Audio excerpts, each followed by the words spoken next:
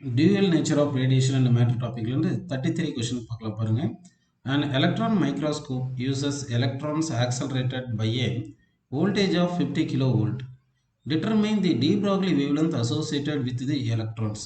If other factors such as numerical aperture etc. are taken to be roughly the same, how does the resolving power of an electron microscope compare with that of an optical instrument which uses yellow light அப்படின்னு கேட்டிருக்காங்க. So இப்போ வந்து நம்ம first இந்த de Broglie wave length கண்டுபிடிக்கணும். சரிங்களா? இந்த de Broglie wave லென்த்துக்கு என்ன ஃபார்முலா பார்த்தீங்கன்னா, Planck's constant divide by square root of 2 into M into energy, kinetic energy அப்படின்னு நம்ம எடுத்துக்கிறோம். ஓகேங்களா? இப்படி இந்த ஃபார்முலா எடுத்துக்கிறோம். இப்போ வந்து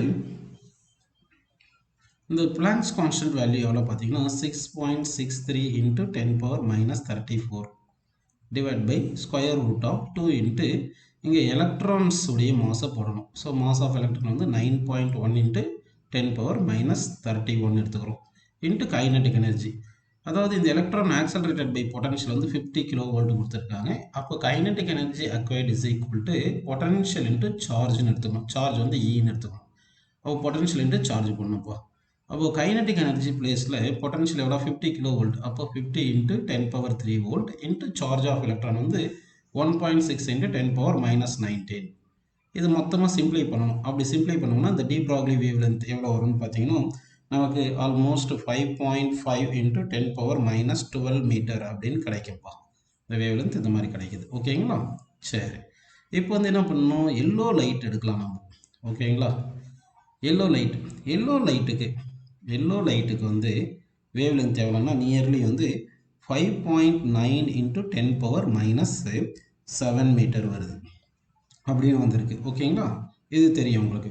அப்படின்னா இந்த de Broglie wave length of electron இருக்கு இல்லையா, இந்த de Broglie wave length of electron வந்து கம்பேர்ட் டு எல்லோ லைட்டுக்கு எவ்வளோ இருக்குன்னு பார்த்தோம்னா டிவைட் பை எல்லோ லைட் அப்படின்னு போட்டோம்னா என்ன வரும், 5.5 into 10⁻−12 divided by 5.9 into 10⁻−7. Almost 5.5 5.9 cancel ஆகிற மாதிரி அச்சீவ் பண்ணிட்டோம்னா அப்போ என்ன வருது, 10⁻−5 வருது. ஓகேங்களா? அப்படின்னா டி ப்ராக்லி வேவ் லென்த் வந்து ஆஃப் தி எலக்ட்ரான் வந்து 10⁻−5 டைம்ஸ் ஆஃப் டி ப்ராக்லி அதாவது வேவ் லென்த் ஆஃப் எல்லோ லைட்டுன்னு கிடைக்குதுப்பா அப்படின்னு வருது. இல்லையா? எல்லோ லைட்டுடைய வேவ் லென்த் வந்து 10⁻5 டைம்ஸ் ஆஃப் டி ப்ராக்லி வேவ் லென்த்னு கூட நம்ம எடுத்துக்கலாம். ஓகேவா? சரி, அப்படின்னு வந்திருக்கு. இது வரைக்கும் உங்களுக்கு புரியுது. இப்போ வந்து இந்த ரிசால்விங் பவர் இருக்கு இல்லைங்களா, இந்த ரிசால்விங் பவர் பார்க்கலாம் நம்ம. Resolving power of a microscope என்ன formula, 2μ sin θ divide by lambda அப்படின்னு எடுத்துக்கலாம். இப்போ என்ன சொல்கிறாங்கன்னா இந்த நியூமெரிக்கல் அப்பர்ச்சர் இதெல்லாமே இருக்கு இல்லையா, இதெல்லாமே கான்ஸ்டன்ட்னு அஸ்யூம் பண்ணி சொல்கிறாங்க. அப்படின்னா ரிசால்விங் பவர் வந்து inversely proportional to wave length அப்படின்னு எடுத்துக்கலாம். அப்படின்னா de Broglie wave length of electron வந்து 10⁻−5 times of de Broglie wave length of yellow light இருக்கு. அப்படி தானே இருக்கு. அப்படின்னா resolving power inversely proportional to wave length இருந்துச்சுன்னா அப்போ ரிசால்விங் பவர் ஆஃப் அதாவது electron divide by resolving power of என்னது எல்லோ லைட் எடுத்தோம்னா inverse proportional to wave length போட்டால் 1/10⁻−5ன்னு வந்துடும். கரெக்டுங்களா? அப்படின்னு என்ன வருது, resolving power of electron microscope வந்து 10⁻5 times of resolving power due to yellow light அப்படின்னு நம்ம எடுத்துக்கலாம். அதனால ரிசால்விங் பவர் ஆஃப் இந்த மைக்ரோஸ்கோப் அதாவது எலக்ட்ரான் மைக்ரோஸ்கோப் வந்து 10 பவர் டைம்ஸ் ரொம்ப அதிகமாக இருக்கும் அப்படின்னு நம்ம எடுத்துக்கலாம்ப்பா.